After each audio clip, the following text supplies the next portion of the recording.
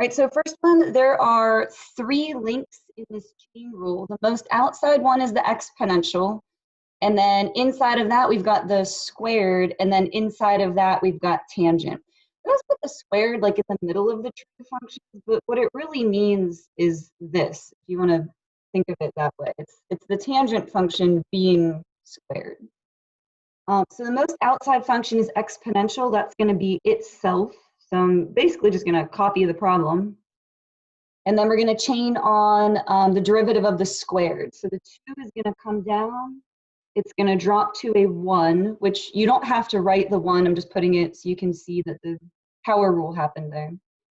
And then chain on the derivative of tangent, which is secant squared. I hope you guys made some flashcards because you're going to need to know them by next class. Now, they probably wrote this 2 out front, but other than that, this is all just stuff being multiplied together. So it doesn't really matter what order you write it in. We're just trying to find the choice that matches up with this, and that is going to be D. All right, number 2, another chain rule. The outside function is the exponential. The inside function is the 2 over x. I would rewrite that as 2x to the negative 1. Again, dividing means that that is a negative exponent. So e is its own derivative. So I'm basically just copying the problem down. And then we're going to chain on the derivative of this part. So the negative 1 is going to multiply down. That'll be a negative 2. And then you have to subtract 1. That is the tricky part. It becomes more negative because you're subtracting 1. And then we're going to have to fix all these negative exponents. So this would be e to the 2 over x. And then this would be negative 2 over x squared. And so let's see which one. They make all their fraction bars slantwise here, which is a little frustrating for me. Let me see. I think that's going to be this one. Yeah, that one's going to be D.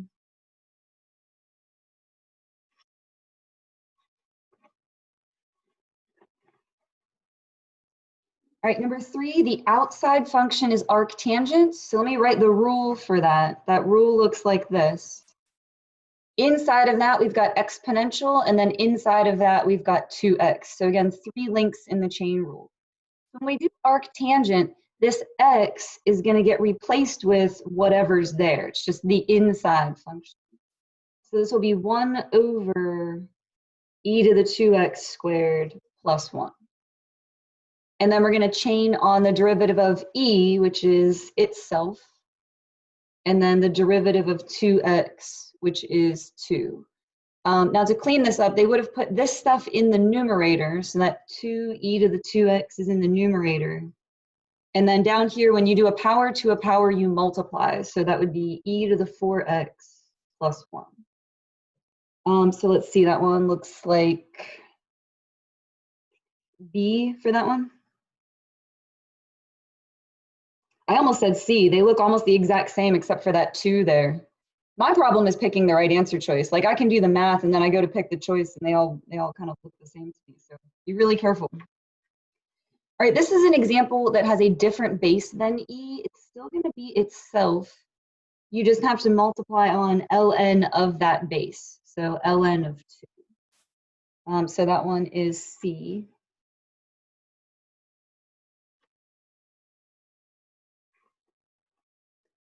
All right, 5, we are going to do ln of f prime of 2. Okay, well, let's do f prime of 2 first. Let's start with that inside part, and then we'll do the ln of that. All right, so f prime of x is just going to be e to the x. That's itself, so it's like the easiest one. It just is going to be itself. And we're going to plug in 2. So f prime of 2 would give us e squared. So that's this part that I circled there. And then we want to do ln of that. So we're going to do ln of e squared. ln and e are inverses, so they're just going to cancel. And so our answer is just 2.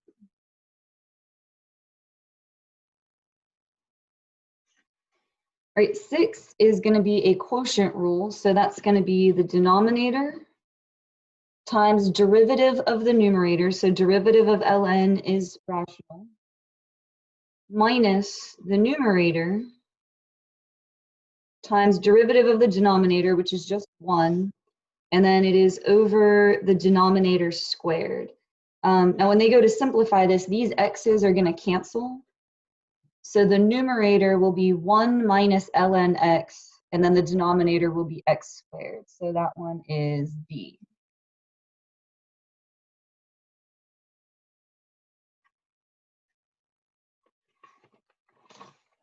All right, number 7, the outside function is the ln, and the inside function is all this stuff. It's like ln got hungry and ate all of that. So derivative of the outside, ln is rational, so it's going to be 1 over everything that's there. And then we're going to chain on the derivative of that stuff, which I'm just going to go ahead and put in the numerator. Derivative of x would be 1. Derivative of 4, that's a constant, so that goes away. Derivative of e to the negative 3x, well, that's itself. And then you chain on the derivative of negative 3x, which would be negative 3. So, so that is the derivative. And then they are asking us to plug in 0. So plugging in 0, e to the 0 would be 1 times negative 3 would be negative 3 plus 1 would be negative 2. And then down here, this x would be 0, so that's gone. E to the 0 is 1 plus 4 would be 5. So negative 2/5, that one is A. So just remember, anything to the 0 power is going to be 1. Number 8, another chain rule. The outside function is this 2/3, and then the inside function is everything that's in the parentheses. So we're going to bring the 2/3 down and then subtract 1.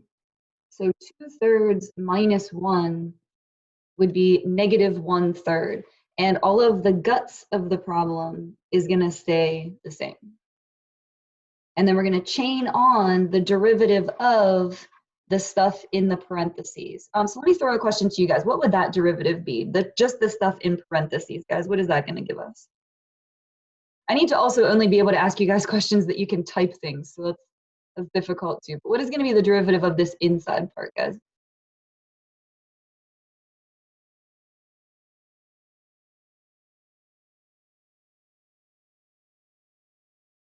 I'm gonna wait until I get a few people to answer here.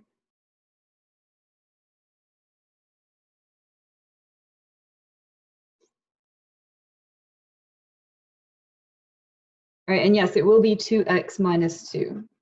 The x squared derivative is going to be 2x and then minus 2. All right, so they're asking us to plug in 0. Let me fix this negative exponent first.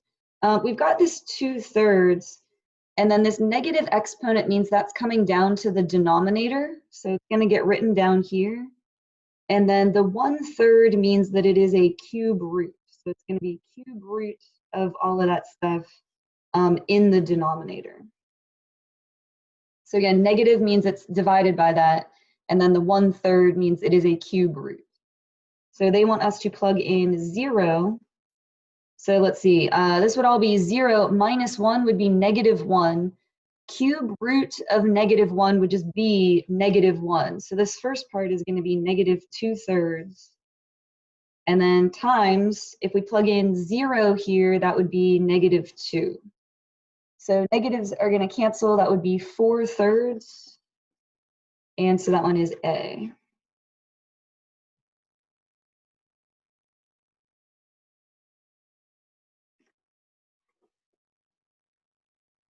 Right here, the outside function is sine, the inside function is e to the negative x. Actually, and inside of that is the negative x. So that's going to be a function in itself. So 3 links in this chain rule.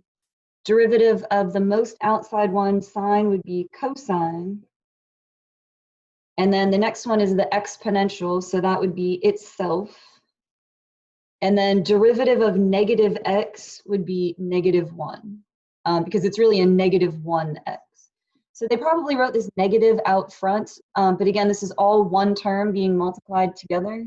So I'm looking for one with a negative out front. I think that's going to be e. Yeah, negative e to the negative x cosine e to the negative x. And then last one, The outside function is this ln, and the inside function is this ln. So doing the outside function, it's going to be rational 1 over whatever's there. So 1 over ln of x. And then we're going to chain on the derivative of the inside ln, which would just be 1 over x. So if you put that all together, it would be 1 over x ln of x. And they made their fraction bars slantwise again, so it's always hard to tell what's in the numerator and denominator, but that one is going to be e.